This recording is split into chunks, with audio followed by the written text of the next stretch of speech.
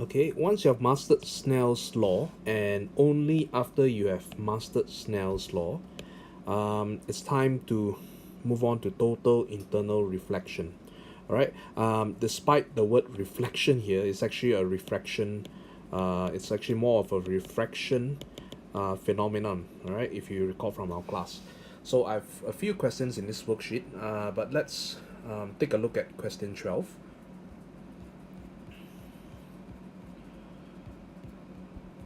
All right. This is a typical refraction question, question 12 here. So let's take a look back at our notes.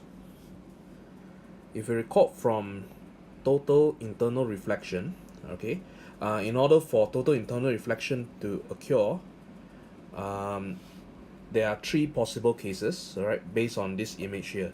So the first case is that, but always remember, total internal reflection can only occur when light goes from more dense, which in this case is going from the glass to air, to less dense. All right, so it's going from more dense to less dense. If it's the other way around, from less dense to more dense, that means from air to the glass or to water, it can there won't be any total internal reflection. It just be normal refraction. Just record this. Just remember this. A lot of you are still asking me this question. So let's take a look at the first case. The first case is the light goes through. The light goes through. The angle here is a lot. In the first diagram image on the left hand side, the angle of I is very small. So when it comes out of the glass, it just becomes a normal refraction. In the second case, the angle is slightly bigger than in the left hand side, the middle one. And this angle, we call it C. It's slightly bigger than the left hand side. What happens is that the light starts to bend inwards. If you recall from our class, at this point we say that the light is starting to reflect backwards already. All right, so it's 90 degrees. The refraction is 90 degrees. If you increase above C, all right, we say that we increase above the critical angle. All right, that means the eye is even bigger now and goes above C. On the right hand side, you can actually see that the light starts to reflect. So remember, we covered all this in our class already. Okay, for total internal reflection, there's only one formula, which is this one here, n equals to 1 over sine C. So let's write it down. N equals to 1 over sine C. So what does this question want? This question wants, the figure shows a light traveling from glass into air.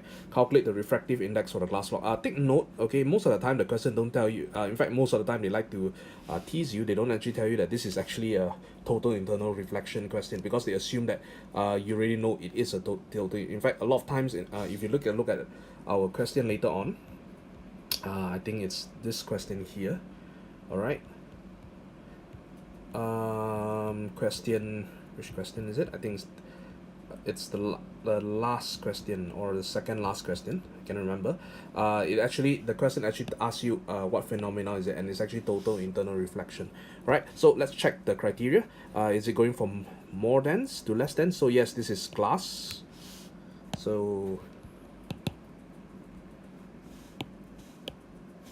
this is glass and this is air. So it's going from more dense to less dense.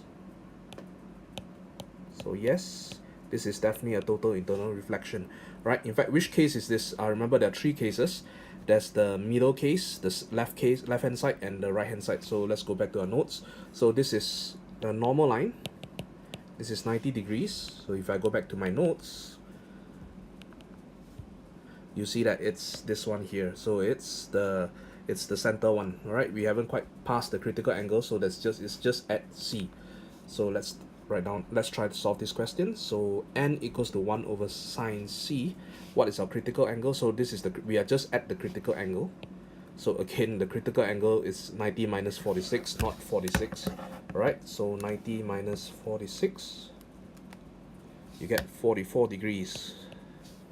Okay, n equals to 1 over sine 44.